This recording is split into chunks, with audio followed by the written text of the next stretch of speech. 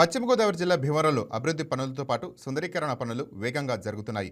అభివృద్ధి పనుల్లో భాగంగా భీమవరం ఎడ్వర్డ్స్ ట్యాంక్ వద్ద ఏర్పాటు చేసిన బోట్ షికార్ను రాష్ట్ర public accounts committee chairman MLA Pulavarthi Ramanjaneyulu, collector Chadalavada Nagarani ప్రారంభించారు.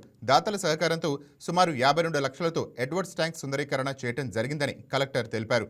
భవ్య భీమవరంలో భాగంగా సుందరీకరణ పనులు జరుగుతున్నాయని అన్నారు. మన భీమవరం పట్టణంలో ఎడ్వర్డ్ ట్యాంక్ లో ఆధునీకరణ చేసి బోట్ షికార్ కూడా కలెక్టర్ మేడం గారి చేత ప్రారంభించడం జరిగింది. దీనికి జూపూడి సంజయ్ వాళ్ళు 52 లక్షల రూపాయలు ఖర్చు పెట్టి ఆధునీకరణ చేశారు. రోటరీ క్లబ్ వారు మన మున్సిపాలిటీ నుంచి 5 లక్షలు ఒకటి 5 లక్షలు ఒకటి టాయిలెట్స్ కూడా నిర్మిస్తున్నారు. ఇవన్నీ చేసి భీమవరం పట్టణాన్ని ఆధునీకరణ చేయాలి, భీమవరం పట్టణం అభివృద్ధి పరచాలి, హెడ్ క్వార్టర్స్ కాబట్టి అన్ని ఫెసిలిటీస్ రావాలని ఆలోచన చేసి మన కలెక్టర్ మేడం గారు చొరవ తీసుకుని ఈ పార్క్ అభివృద్ధికి వారు ముందుకు వచ్చి ఈ డోనర్స్ని తీసుకొచ్చి ఈ కార్యక్రమం చేయటం జరిగింది.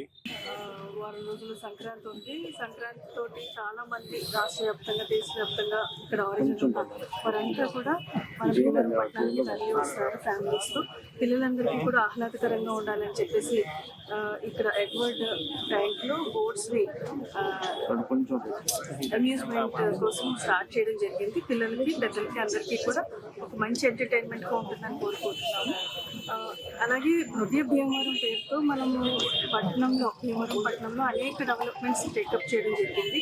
ఈ మధ్య చూస్తే డివి రాజు ఫౌండేషన్ 1.5 crore తోటి అండర్ పాస్ పక్కన చిల్డ్రన్ పార్క్, లైబ్రరీ డెవలప్ చేయడానికి వచ్చారు. Please subscribe to YK TV Network. Please subscribe to YK TV. Please watch YK News. Don't forget to subscribe YK News channel